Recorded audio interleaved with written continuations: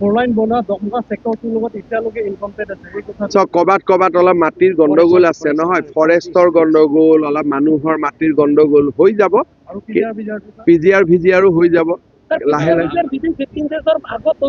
আমি না আমাৰ মেইন কথাটো আছিল যে আমি হাইকোৰ্টত এফিডেভিট দিম। কাউন্সিলে অলৰেডি এফিডেভিট দি দিলে। এফিডেভিটৰ কপিও আপোনালোকে CMৰ পৰা লৈ ল'ব। আমি যেনেকে প্ৰতিশ্ৰুতি দিছিলো যে 5 তাৰিখৰ ভিতৰত আমি এফিডেভিট দি দিম, আমি এফিডেভিট দিলো, আপোনালোকে কপি CMৰ পৰা লৈ ল'ব। সমাগত বিধানসভা নিৰ্বাচন আপুনি কৈছিলে বাবা এইটো হাইকোৰ্টত এতিয়া আমি পিটিশ্যন দিছো। হাইকোৰ্টক আমি এপ্লাই কৰিছো যে জানুৱাৰীৰ ভিতৰতে যাতে শুনানি হৈ যায়। আৰু কিন্তু ভিজিআৰ পিজিআৰ যিবিলাক গভৰ্ণমেণ্ট অফিচ আছে সেইবিলাক আমি চব উইথড্ৰ কৰি দিম। এতিয়া মই 14 তাৰিখে ডিফুত আহিম, কাউন্সিলৰ লগত আলোচনা কৰি যি কাম কৰিব লাগে আমি কৰি ল'ম। কাৰ্বি আংলঙত ইমান ডেভেলপ হৈছে, ডকমকাৰ পৰা কুঠৰি ৰাস্তা বাবা আৰে ইমান কাৰ্বি আংলঙত ডেভেলপমেণ্ট হৈছে, গোটেই অসমৰ মানুহে হিংসা কৰে ইমান কাৰ্বি আংলঙত কাম হৈছে বুলি। এতিয়া গোটেই যেতিয়া অসমৰ বেলেগ মানুহ কাৰ্বি আংলঙত ফুৰিব আহে, মোক কয় দাদা কাৰ্বি আংলঙত ইমান টকা দিছে আমাক নিদিয়ে বুলি কয়।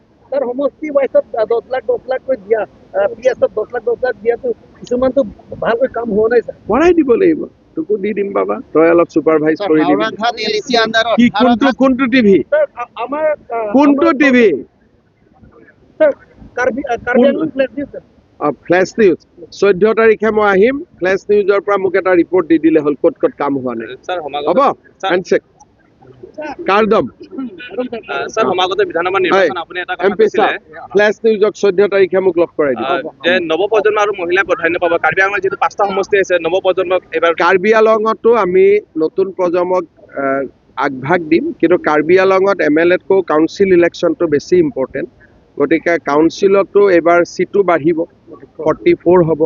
গতিকে কাৰ্বি আংলঙত এইবাৰ নতুন বহুত মহিলা আৰু যুৱক ওলাই আহিব। স্যাৰ আৰু এটা কথা দেখা পোৱা গৈছে, ইয়াত মূল্যবৃদ্ধি যথেষ্ট হৈছে কাৰ্বি আংলঙত। যদি আমি বিলাহী বাহিৰত বেলেগ ডিষ্ট্ৰিক্টত নগাঁও জিলাত কিনিবলৈ যাওঁ 20 টকাৰ পৰা 30 টকালৈ, কিন্তু কাৰ্বি আংলঙত 80 টকাৰো অধিক। কাৰণ ইয়াত এটা দলে কোনো পাৰ্টিকুলাৰ কিছুমানে ইয়াত মিলি পেলাই এটা খুব বিয়াগুম ঠিক আছে, এটা কাম কৰিব, 14 তাৰিখে মই আহিম, মোক অলপ গোপনীয়কৈ বস্তুটো লিখি দিব, মই ব্যৱস্থা কৰিম। ঠিক আছে। আৰু সমবায় সমিতিসকল কি ফিংগাৰপ্ৰিণ্ট দিয়াৰ লৈ পেলাই যথেষ্টখিনি অসুবিধাৰ মোক সন্মুখীন গোটেই কথাখিনি এবাৰ 14 তাৰিখে মই ৰাতি থাকাকৈ আহিম, মোক লিখি দিব।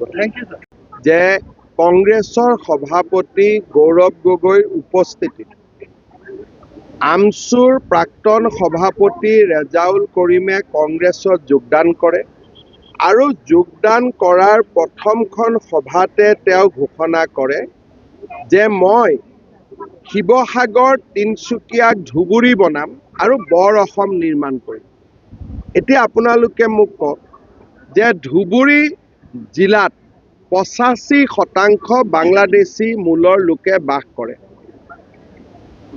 ৰংপুৰ, ময়মনসিং এই জিলাবিলাকৰ পৰা ধুবুৰীত আহি লাহে লাহে আমাৰ মানুহখিনিক তেওঁলোকে সংখ্যালঘিষ্ঠ কৰিলে আৰু 85% মাটি বাৰী তেওঁলোকে দখল কৰিলে। আমি ভাবিছিলোঁ তেওঁলোক ধুবুৰীতে থাকিব আৰু আগুৱাই নাহিব, কিন্তু এইবাৰ তেওঁলোকে কৈছে নহয়, ধুবুৰীতে শেষ হৈ যোৱা নাই, আমি শিৱসাগৰ পাৰ হৈ একেবাৰে তিনিচুকীয়া পামগৈ আৰু আমি বৰ অসম নিৰ্মাণ কৰিম। তাৰমানে ৰংপুৰ আৰু ময়মনসিং মূলৰ মানুহ লৈ অসমত বৰ অসম নিৰ্মাণ হ'ব নেকি? আজি স্বৰ্গদেউ চাওলুং চুকাফা, মহাপুৰুষ শ্ৰীমন্ত শংকৰদেৱে বৰ অসম নিৰ্মাণৰ পৰিকল্পনা কৰিছিল। তাততো বাংলাদেশী মূলৰ মানুহ নাছিলে। আজি তেওঁ কৈছে ধুবুৰী বনাম।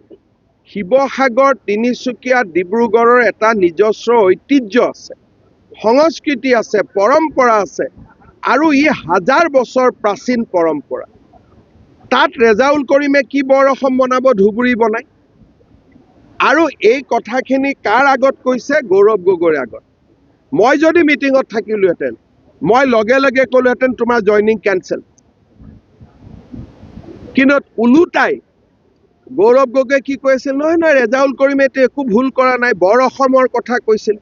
আৰে ধুবুৰী তিনিচুকীয়া বনিব, ধুবুৰী শিৱসাগৰ বনিব, সেইখন বৰ অসম হ'ব নে বৰ বাংলাদেশ হ'ব?